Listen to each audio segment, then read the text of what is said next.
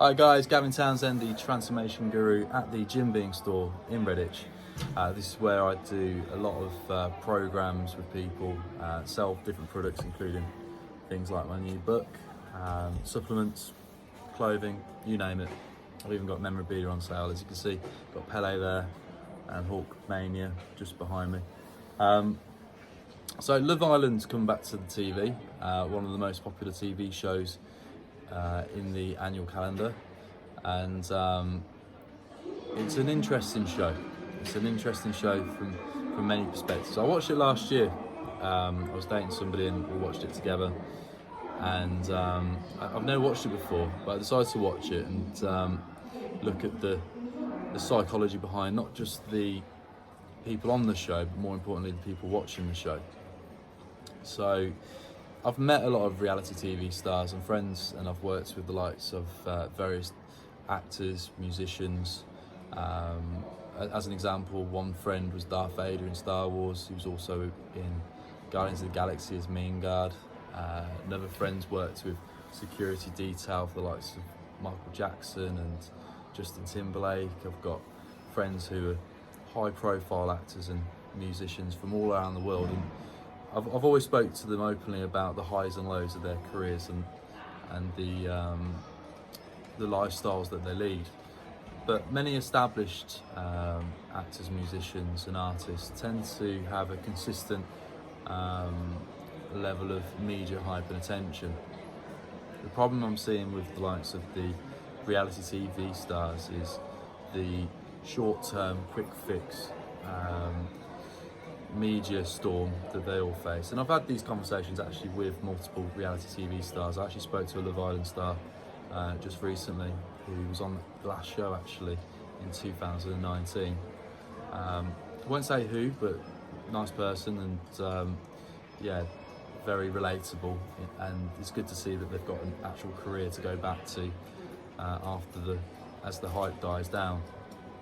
But as they said, the hype and attention was crazy immediately after coming out of the island, but our island show. But then slowly, the fame dropped somewhat, and obviously new eyes and attention on the new cast, the new show. So as we're familiar, there's been multiple suicides related to the show.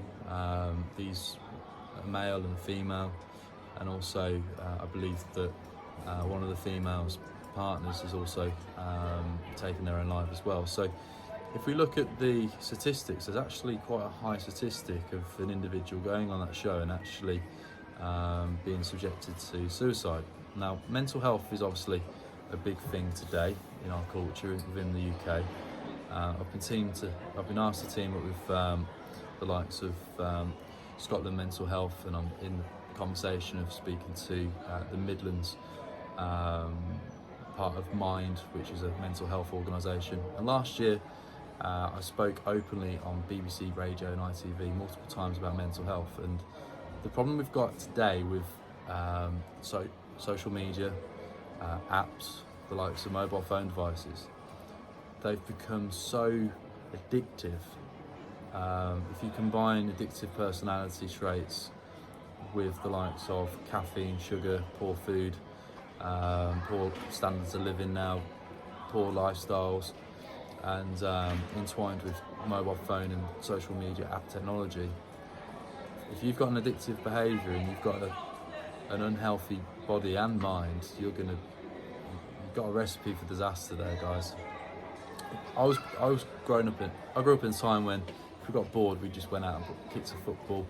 I used to be part of multiple sports teams, athletics, UK martial arts, cadets, you name it. I was physically out there.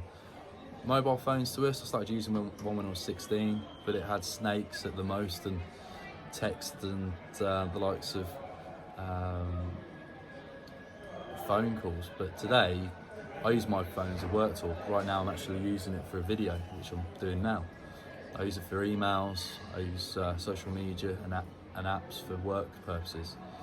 And I had to be very stern on myself many years ago that I'd use my phone as a work tool, and that's why I like having a physical shop and a physical gym, and that's why I like to do events where I'm physically present, because I get to speak to people on a face-to-face. Unfortunately, with a lot of people in society, if your real world's not that exciting, the likely it is you're going to be glued to your phone. I've done studies with schools across Birmingham. I've worked with thousands of people, and I see it in society today. I see people who are very socially awkward, who can't pull themselves together to have a face-to-face conversation because they're so heavily engrossed with their phone technology, and interpersonal relationships and communications dying somewhat, I'd say, in Western culture. If your life is not that exciting and you're going to sit in front of TV every single night to be heavily engrossed in what somebody else is doing in the sun, idolising their bodies, their image. Yeah, for some people it's a bit of excitement, but they can control the relationship between the TV and their social media use.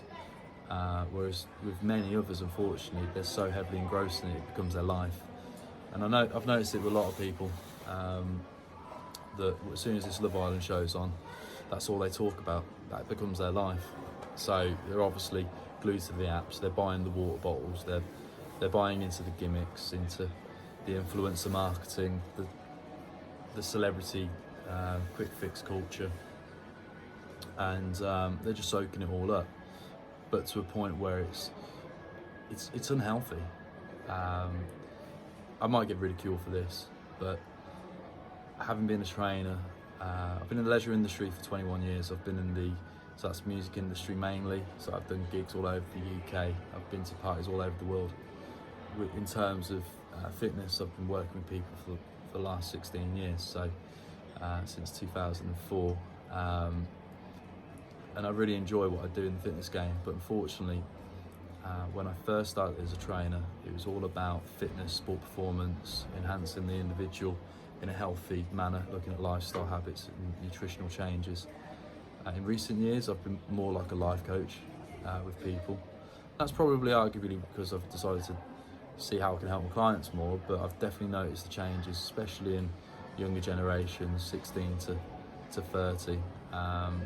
This whole attachment to social media, phone usage, apps, lack of interpersonal relationships, the feeling of loneliness, it's going to get far worse. If you combine that with other unhealthy trends like obesity, substance abuse, drug use, especially in the fitness game, I'm seeing it all the time. So you've got people who want to look great, who want a quick fix, jumping onto drug substances. So you've got people heavily taking sports enhancing drugs. At the weekend, they become a weekend millionaire. That's what my friends and I call them. And they're suddenly taking, they've gone from having sports enhancing drugs to recreation of the weekend, entwine it with loads of alcohol. There's such a unhealthy dynamic around these reality TV shows, because it's teaching a lot of younger people that should be the normal, that you should be going out partying all day, every day. It also puts a lot of strain on people's mental health, especially with the likes of social media and Instagram, where people are thinking, right, I've got to look a certain way. But some of the most prettiest people on the surface, I've noticed in the last few decades, are very weak here. If all you focus on is your outer appearance and your aesthetics, and I can talk from experience. I've modelled for Selfridges, Zara, I've done promotional events all across the UK. I've done photo shoots in LA, Switzerland, across the UK. So I've been paid for this sort of stuff as well, which is great. But I've also first-hand experienced the insecurities, and I've definitely seen it in full-time professional models.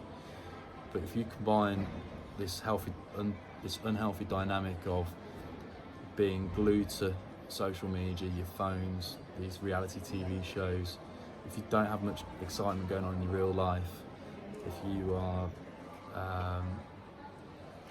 insecure, low confidence, low self-esteem, I'd say this toxic dynamic is not healthy for you. What you'd be better off doing is actually investing in books, seeing friends, making friends, joining social clubs, being part of physical interaction with other human beings rather than going home, sitting within four walls glued to a TV screen, glorifying a fake facade of what's not real life. I'm just giving this as an honest, brutal tip to those watching this video. Love Island is not real world. It's not the real world, and it's not real life. If you take it like me, take it with a pinch of salt. I'm not watching this latest series. I have no interest in it. But if you could just take it with a pinch of salt, the reality TV, and accept that it's not reality.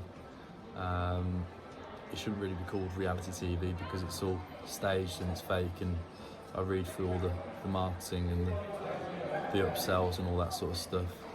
But marketers have to play on people's insecurities to get sales. So I want you to think of it like this: if someone's got a product to sell, by pushing it all out on social media, somebody glamorous wearing it, photoshopped, edited, makeup, lighting, it's not always 100% natural, these photos. I know because I've done these photo shoots. I know people who do them, who are professional models. But I definitely recommend steering away from being glued to social media and glued to this each and every day, because it's not healthy.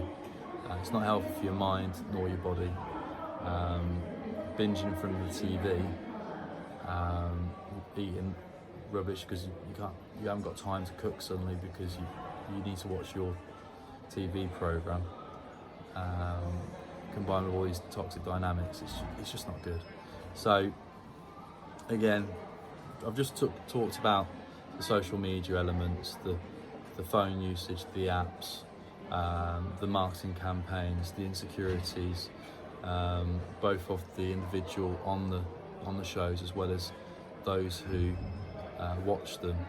I'm more concerned about the viewer and the young, easily impressionable viewer than that. As harsh it sounds, the people going on, because the people going on the show quite often they're not handpicked, and they're doing it as a great marketing PR strategy for their own profile. I did the ITV show last year. I met a lot of famous personalities. Some were really nice and really friendly, some not so much. So what you see on TV isn't necessarily what you're going to expect to see in person. So I hope this helps. If it helps a few people, great. But on a final note, just remember, reality TV is not real life. Have a great day, and if you like my content, give us a follow on YouTube. If you want a face-to-face conversation, I've got a shop on the high street in Redditch, in my hometown. Feel free to say hi. We're open 7 days a week. Thanks for watching.